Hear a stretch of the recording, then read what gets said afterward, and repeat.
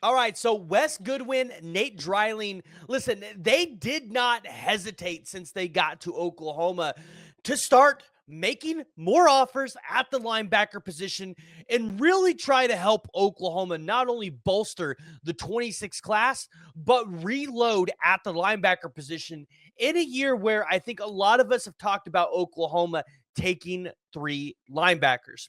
Now, obviously, we've always kind of wondered since Brent Venables came back because Brent Venables is one of the best linebacker coaches and defensive coordinators in all of college football. And I think there was this sentiment with the fans here.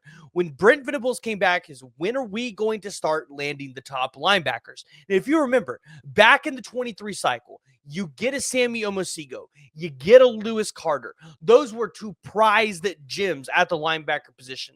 Now, you didn't end up landing Sammy Brown when I think a lot of people potentially expected Oklahoma to kind of close in that race. I mean, you ended up finishing second, but second doesn't win the race.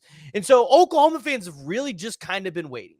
Now, Nate Dreiling, Wes Goodwin, they get here on staff and listen, they're trying to, it feels like maybe change Oklahoma's strategy a little bit in terms of who they are recruiting at the linebacker position. And in the recent offer of Adam, and I believe it's Balogoun-Ali, I believe that's how you say it, with the recent offer from him, I think you're going to see Oklahoma continue to not only go after guys that are extremely athletic, multi-sport athletes, but Oklahoma is continuing to put an emphasis on guys that are born and raised in the state of Oklahoma. And with Ali, that's kind of something you see here. So we're going to talk about it today. We're going to talk about this offer. Before we do that, though, as always, join the discussion. Jump in the comments below. Give me your thoughts. If you're new to the channel, wipe your feet, hit that like, hit the subscribe button, and stay towards the end of the video because we're going to talk about a new prediction in for Oklahoma for a specific running back. Yeah, we'll talk about that towards the end.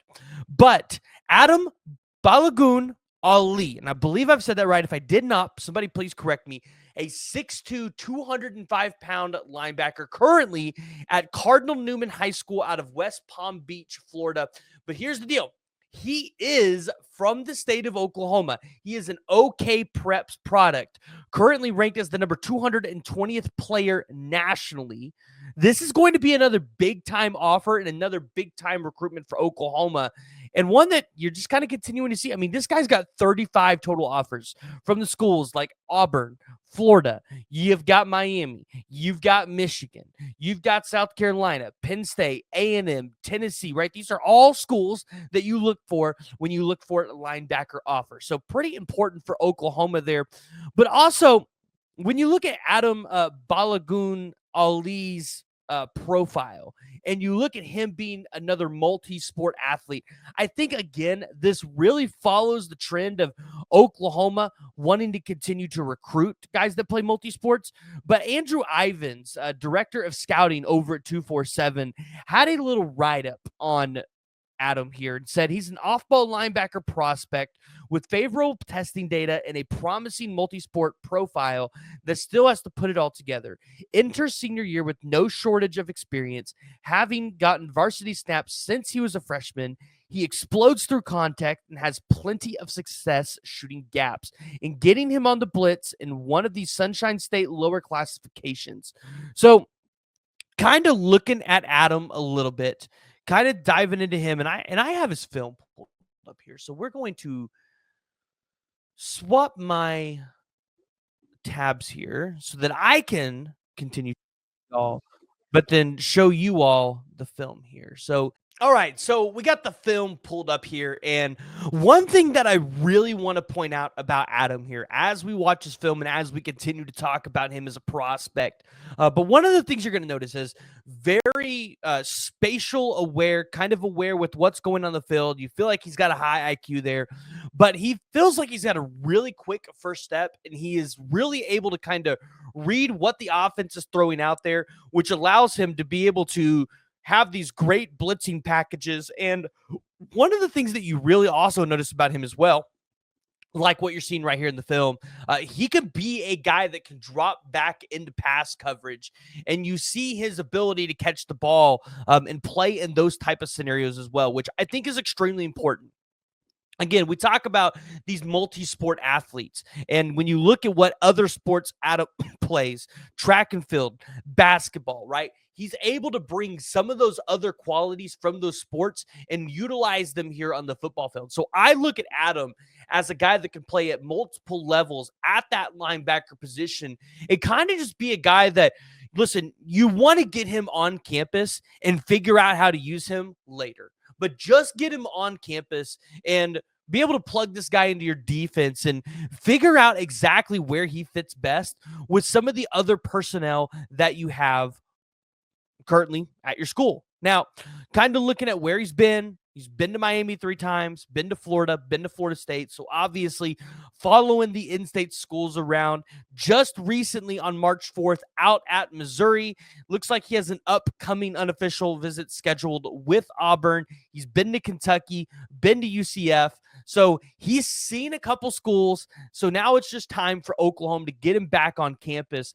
But again, being a kid that has grown up in the state, you imagine he is very familiar with Oklahoma, grew up with Oklahoma, what I would consider part of the golden age. Oklahoma was winning. The Oklahoma offenses were very good. So Oklahoma was in the national purview for a lot of these schools. But then you look at what he's been able to do, and it looks like Max Preps only has 2 years of his varsity here, and I'm sure he has more than just this. But just in the 2 years that they have with 41 games played on the basketball court, just an extremely dynamic player. If I go over to his football stats, yeah, they don't have his football stats up, but just an extremely dynamic player. He's a guy with multiple tackles for loss, multiple interceptions. Looks like in 2024, he racked up 56 tackles, 4 tackles for loss, 2 sacks, 14 passes for 301 yards, and 4 TDs on offense. So again, a guy that can be used in a multitude of ways, and again, a guy that you just want to get on campus. Now, you look at the linebacker room and the linebacker prospects for Oklahoma at this current point in time, and you look at the Jandro brothers. Those are 2 guys that I think could end up here at Oklahoma.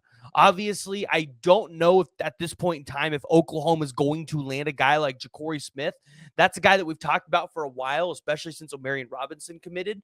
But you still are in for a guy like Sincere Johnson. We've talked about Talanoa Ili. And there's other linebacker prospects, DJ Ackerson Jr., who maybe I think potentially plays more of a safety / cheetah role, but we'll have to see kind of what's going to happen there with his recruitment.